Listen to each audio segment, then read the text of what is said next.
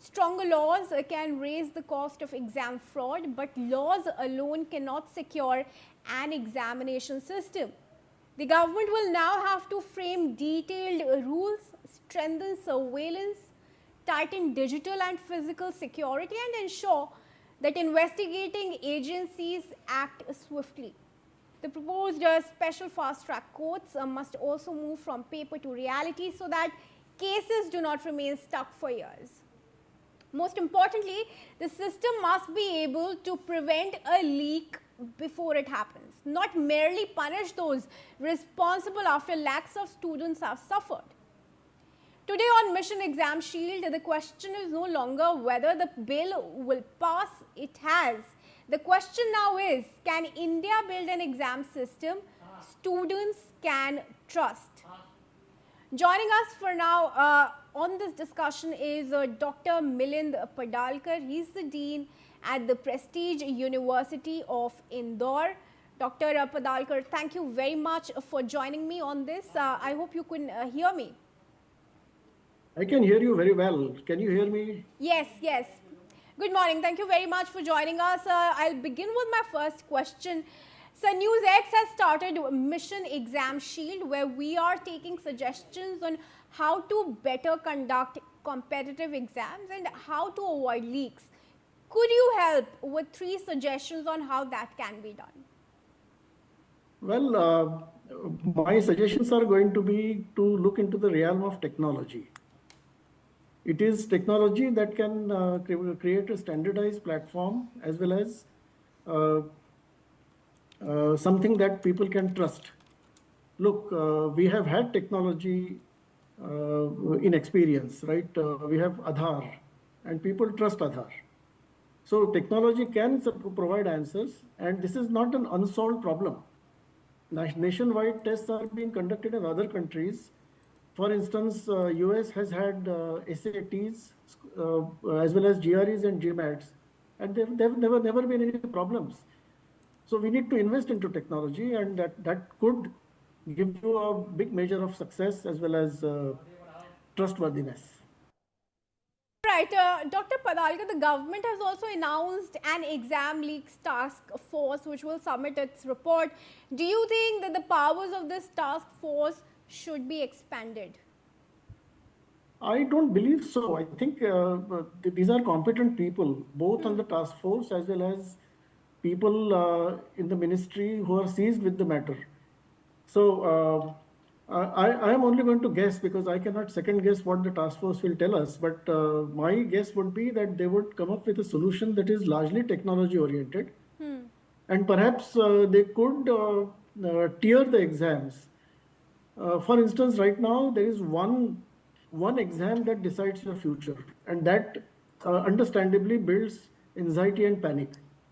Why would you not consider a tiered exam structure like we already have in JEE, which we have JEE Main and JEE Advanced, right? And that has been working for quite a few years now. So my guess would be that the solutions will be technology and layering of the evaluation process rather than one exam that's one size fits all kind of a model. All right, sure. But how do we reduce our reliance on entrance exams like NEET? We've seen already 21 students have lost their lives. Is there a need for a reduction on entrance exams? Look, we are a very large country and a very diverse country, and there is, of course, going to be need for some standardized eligibility test, which is fair and transparent. I know there have been calls to go back to the older system, but then if you go to the older system, then we are faced with the same problems that are proposed to be solved with a nationwide test. So until we come up with a suitable nationwide test at every level, we are going to have to live with this.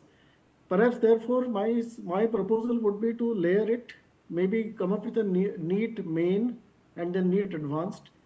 And accordingly, the students can choose the colleges so that there is a fair likelihood for a test taker that he or she will get a seat. All right. Because that's where the anxiety is coming from, and you have one test that decides, 3-hour exam that decides. That's probably not fair to the test takers. All right.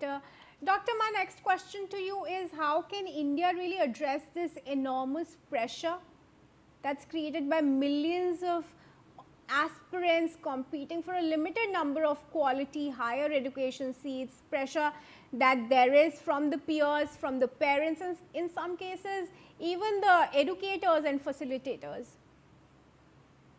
This is going to be a big question, so I'm going to answer in short. I think some of the pressures are starting from the homes. The the parents are eager to see their children succeed, and they create that environment that you have to clear this particular entrance exam or that particular entrance exam, and this anxiety from homes translates to the sprouting of numerous coaching centers. So naam hai Kamran Baksh. Why only Kashmir? When we Of coaching centers, perhaps from the primary school or secondary school onwards, and there is expected to be a fatigue factor.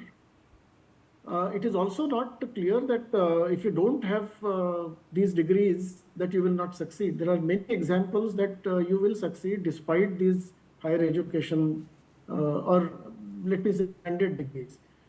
And so therefore, some of the ratcheting down of pressure needs to happen from home. In the schools, the counseling should be appropriate. We should not hurry them into achievements, etc. And finally, we should create a range of opportunities every stage. We have to create more employment, and I'm sure the government is working on that.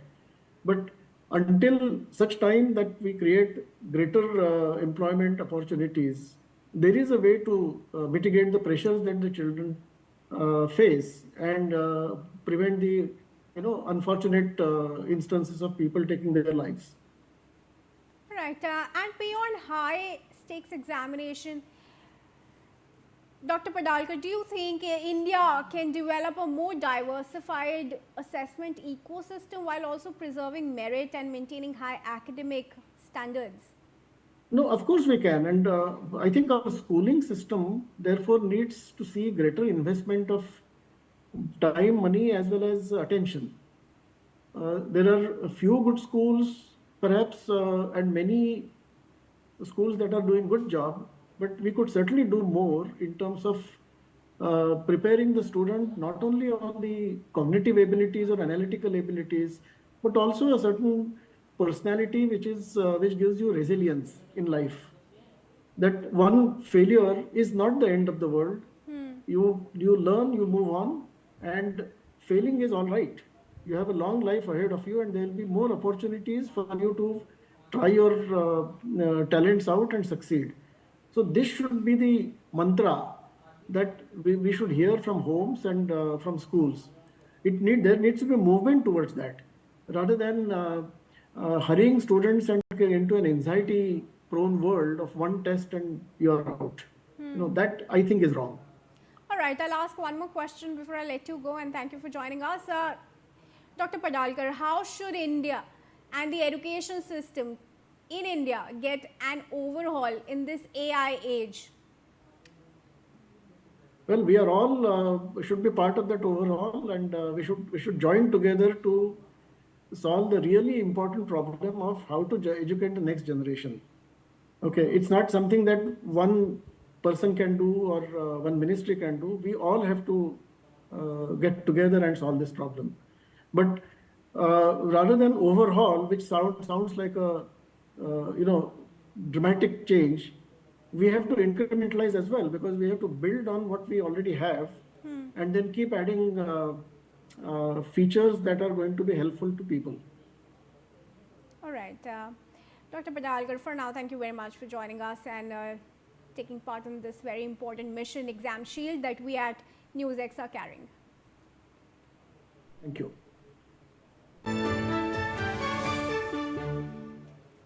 Now, viewers are moving ahead to